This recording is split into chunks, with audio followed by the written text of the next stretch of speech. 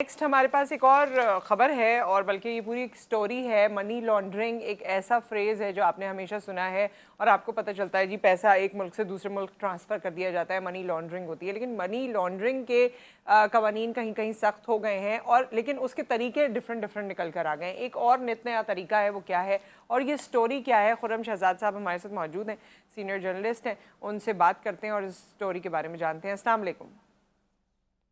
वालेकुम सलाम जी, कैसी हैं आप? जी मैं ठीक ठाक हूँ, बहुत बहुत शुक्रिया।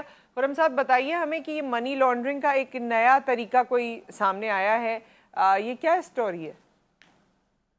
नहीं, नुसरत ये नया तरीका नहीं है, ये हम्म। काफ़ी पुराना तरीका है और आज़मूदा तरीका है। अच्छा। उसमें ये है कि ज़ाहिर है सबको पता है कि बाहर पैसे ले जाने की एक हद होती है, जब आप बैरूनी मुल्क जाते हैं, तो एक हम्म। मुकर्रर हद से ज़्यादा आप रकम साथ नहीं लेके जा सकते। जी। तो उसमें फिर जो लोग रकम बाहर लेके जाना चाहते हैं, वो मुख्तलिफ तरीके आज़माते हैं और उनमें से एक तरीका ये भी है कि आप कीमती ज्वेलरी खरीद कर पहन लें या अपने पास रख लें या कीमती जो हीरे जवाहरात या पत्थर हैं, वो साथ रख लें और उनको ले जाके इंटरनेशनल मार्केट में बेच दें और यहाँ से जो सरमाया है वो बाहर मुंतकिल कर दें।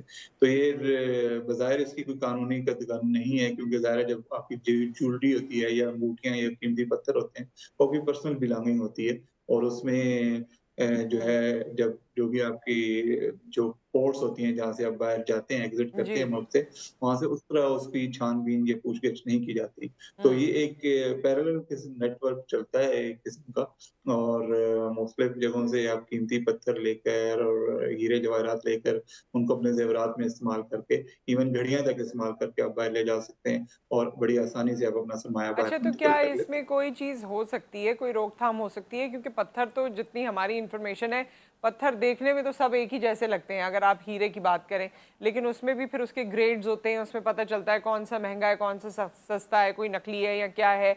तो वो तो मेरे ख्याल में एयरपोर्ट पे या कहीं भी जब आप दूसरी जगह पर जा रहे हैं, तो कौन उसको देख सकता है कि ये सही है, गलत है, क्या है? और क्या इसकी किसी किस्म की कोई रोकथाम हो सकती है?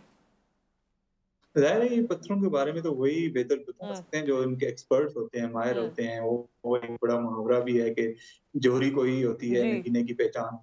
तो वो ऐसे ही है जो जिसको इल्म होता है इन चीज़ों को वही कर सकता है। लेकिन इसमें ये है कि पत्थरों से ज़्यादा अगर हम लोगों के सरमाए पे नज़र रखें, लोगों की ट्रांज़ैक्शन जो है वो ट्रांसपेरेंट हों, तो हुँ। जो बैंकिंग का सिस्टम है, जो लेन-देन का सिस्टम है वो डॉक्यूमेंटेड हो, तो उस तरीके से इसको रोका जा सकता है कि फ़र्ज़ करें अगर किसी दुकान पे जाके कोई चीज़ खरीदता है या किसी जी। शख़्स से कुछ खरीदता है, तो जो ट्रांज़ैक्शन होती है, वो अगर शफ़ाफ़ हो और वो डॉक्यूमेंटेड हो, तो इस तरीके से इसे कंट्रोल किया जा सकता है।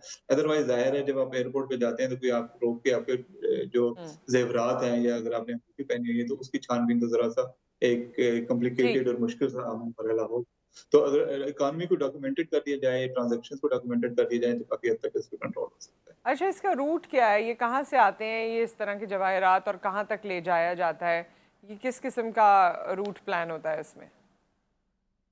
इसके जो पाकिस्तान में ज़्यादातर हो रहा है, पाकिस्तान में आ रहे हैं, पेशावर में नमक मंडी में कहा जाता है कि इसकी बहुत बड़ी मार्केट है, जहाँ से अच्छा। यहाँ पे बिज़नेस होता है कीमती पत्थरों का और जवाहरात वगैरह का कारोबार होता है और ये आते हैं अफ़गानिस्तान का दारुल है काबुल, हुँ।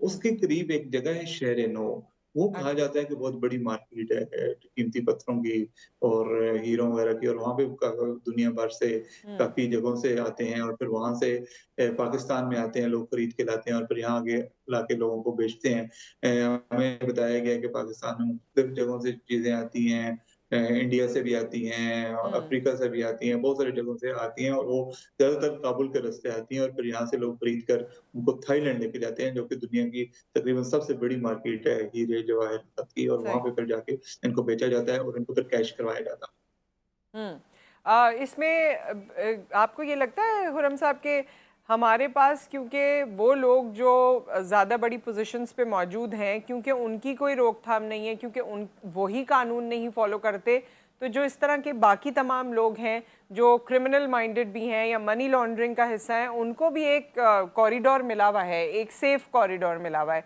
क्योंकि हमारे पास वो लोग जो अपर पोज़ीशंस पे मौजूद हैं, जो ओहदेदारान हैं, वो भी कहीं न कहीं इन तमाम चीज़ों में मुलव्वस हैं। जी, ऐसे ही है। ज़ाहिर है अगर ऊपर से कानून फ़ॉलो नहीं होगा तो नीचे लोग भी नहीं करेंगे। जब भी कानून की अमलदारी होती है वो ऊपर से ही शुरू होती है। अगर आप हुँ, कुछ लोगों को कवानीन कवानीन से मुबर्रा करार दे दें और उन पर ज़ाब्ते हुँ, लागू ना करें तो फिर ज़ाहिर है ऊपर से नीचे चीज़ें नीचे ट्रांसफ़र होती हैं। तो जी, अगर किसी को कानून की अमलदारी करनी है तो ऊपर से शुरू करना पड़ेगा। जो अमीर हैं या जो एलीट तबका है इस मुल्क का जी। उसको इस ज़वाबित में लाना पड़ेगा और उसके बाद फिर आहिस्ता से ही नीचे ट्रिकल डाउन होंगी चीज़ें। अच्छा, इसमें ये भी है कि थाईलैंड इन हीरो की तजारत बहुत ज़्यादा, वो बड़ा मरकज़ है थाईलैंड, और हमारे यहाँ से यूजुअली लोग थाईलैंड घूमने फिरने भी बहुत आराम से चले जाते हैं। तो थाईलैंड ज़्यादातर ये इस तरह से लॉन्ड्रिंग, मनी लॉन्ड्रिंग होती है। जी, ऐसा ही है। थाईलैंड हुँ, जाते हैं, इसके अलावा दूसरे कंट्रीज़ में भी ये दुबई वगैरह में काफ़ी लोग जाते हैं, वो लेके जाते हैं और यूरोप में भी जाते हैं। मुझे एक बताया गया कि जनूबी अफ्रीका में भी पाकिस्तानी जो कप पत्थर हैं कीमती वो जाते हैं। वो हुँ। ऑफ़िशियल चैनल से भी जाते हैं, अनऑफ़िशियल चैनल से भी जाते हैं। लेकिन थाईलैंड चूँकि बहुत करीब है, इसी तरह दुबई करीब है, तो वो लोग वहाँ आसानी से चले जाते हैं और ये चीज़ें तकरीबन वहाँ ले कितना जाके बेच। कितना अमाउंट आप समझते हैं कि इसकी मद में ये मनी लॉन्ड्रिंग हो चुकी है? देखिए, चूँकि ये अनडॉक्यूमेंटेड चीज़ है, अभी तक इसकी हुँ, कोई डॉक्यूमेंट उस तरह नहीं है, बल्कि जब हमने इस स्टोरी पे काम कर रहे थे उर्दू न्यूज़ के लिए, तो एफबीआर से हमने पूछने की कोशिश की थी और एफबीआर के पास इसका कोई जवाब नहीं था, उन्होंने हमें उसका कोई हुँ, जवाब नहीं दिया। और ये चूँकि ज़ाहिर है एक अनडॉक्यूमेंटेड चीज़ है, कोई भी हुँ, जाके प्राइवेट मार्केट से या किसी शख्स से चीज़ लेके हाथ में पहन के या वो ज्वेलरी बनवा के ले जाए, तो वो उसकी डॉक्यूमेंटेशन नहीं हो रही। तो जब तक डॉक्यूमेंटेशन नहीं होगी, तब तक इसका दुरुस्त अंदाज़ा भी नहीं लगाया जा सकता कि कितनी अमाउंट है। लेकिन एक चीज़ क्लियर है कि बहुत आसान है। जिस हुँ, तरह माज़ी में हमने देखा कि कुछ लोग जो कुछ मशहूर लोग थे वो बैगों में पैसे भर के ले जा रहे थे। पिछली हुकूमत में एक वाक़या हुआ था, एक खातून पकड़ी गई थी रावलपिंडी से। तो वो ज़ाहिर है अपने उसके मशहूरी का या शोहरत का फ़ायदा उठा रही थी और वो हुँ, हुँ, इस तरह वो पैसे लेके जा रही थी। इसी तरह न जो है जब आप ज़ेवरात ठीक है। लेके जाते हैं, ज़ाहिर है कोई भी जी, जाएगा अगर किसी को कस्टम्स का कोई बंदा एयरपोर्ट पे रोकेगा, पूछेगा भई अंगूठी दिखाओ तो ज़ाहिर है वो बंदा अगला वो ऑफेंड होगा और वो उससे अच्छी खासी सुना देगा कि भई तुम्हें मेरी ठीक है। अंगूठी से क्या है, ये मेरे पर्सनल ज्वेलरी। तो वो इतना आसान है कि लोग बहुत ज़्यादा इसको हुँ। करते हैं। बहुत शुक्रिया खुर्रम शहज़ाद आपका, आपने हमें तफ़सीलात से आगाह किया। और ये नया तरीका तो नहीं, जिस तरह इन्होंने कहा, नया तरीका यूँ कि एक बहुत से दरवाजे जब बंद हो जाते हैं तो वो दरवाजे जो पहले से खुले थे लेकिन अब और ज़्यादा फ़ाल हो जाते हैं, उसमें एक ये तरीक़ाकार है मनी लॉन्ड्रिंग का, जो कि की जा रही है। अभी तक इसमें कोई ऐसी कानून साज़ी हुई नहीं है या इस तरह से कोई इसके रूट्स उजागर हुए नहीं हैं।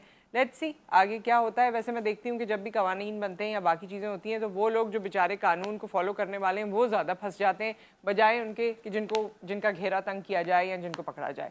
एक ब्रेक आ गया, ब्रेक के बाद वापस आते हैं।